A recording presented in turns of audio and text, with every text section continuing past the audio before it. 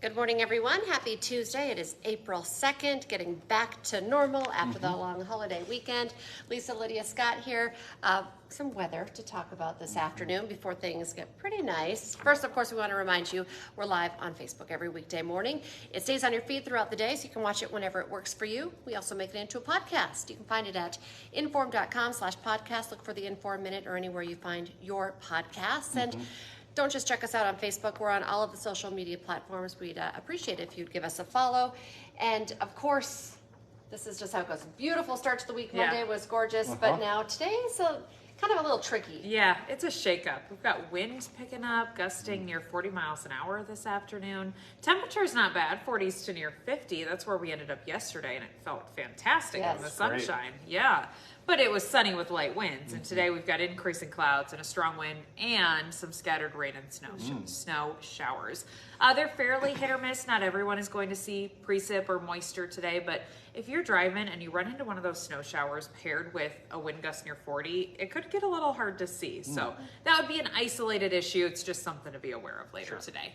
These are quick. They're out of here by midnight tonight. Tomorrow, the sun is back a little bit on the breezy side, but not terrible, like a 10 to 20 mile an hour range. And then Thursday looks lovely. We've got 50s to near 60, light winds, total sun. That's what your Thursday forecast calls for right now. Let's fast forward. I know, I know. I'm like, for several reasons, like, let's get to the weekend. I'm itching to get the patio furniture out. I think Thursday might be the day that it happens. Okay. 60s then Friday, Saturday. Does look windy both of those days, so that's something to just know. With how dry things are this time of year, it's just dry outside regardless of how much snow we did or did not get over the winter.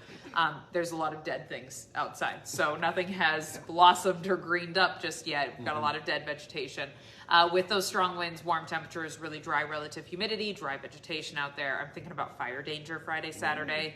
Just if you're hoping for a campfire, maybe the first s'mores of the season, maybe you're headed to the light cabin to prep things and you want to do a campfire, maybe you're trying to do the burn pile this weekend.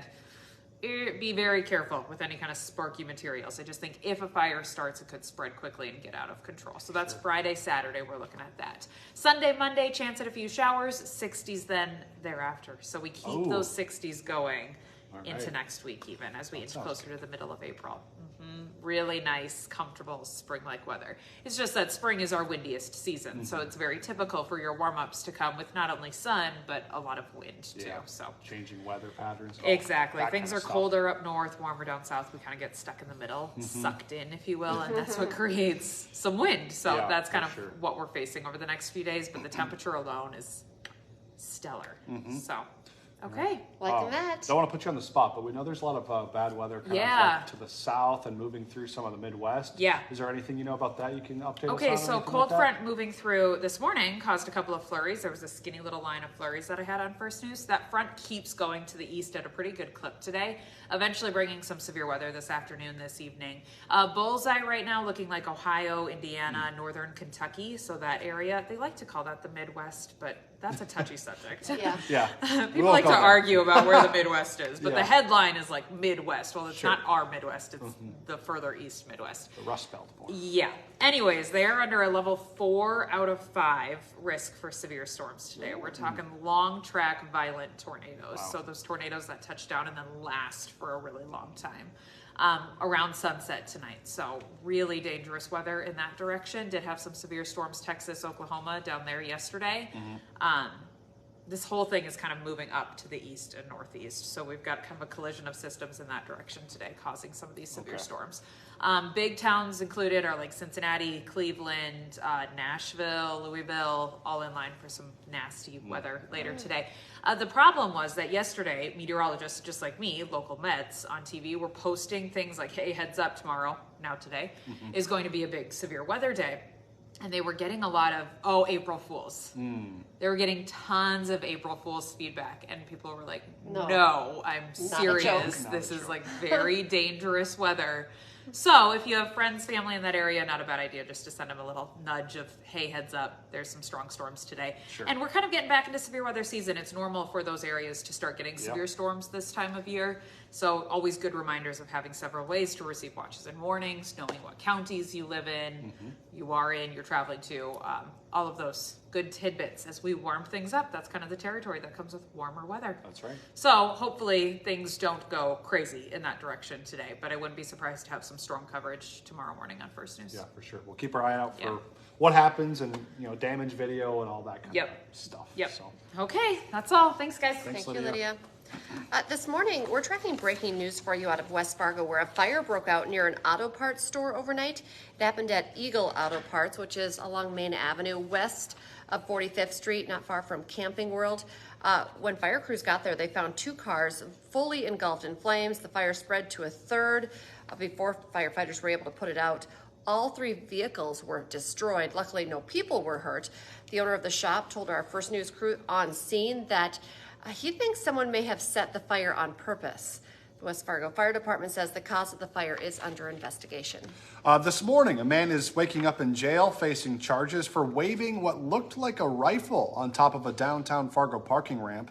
Police arrested 23-year-old Tyson Oka last night.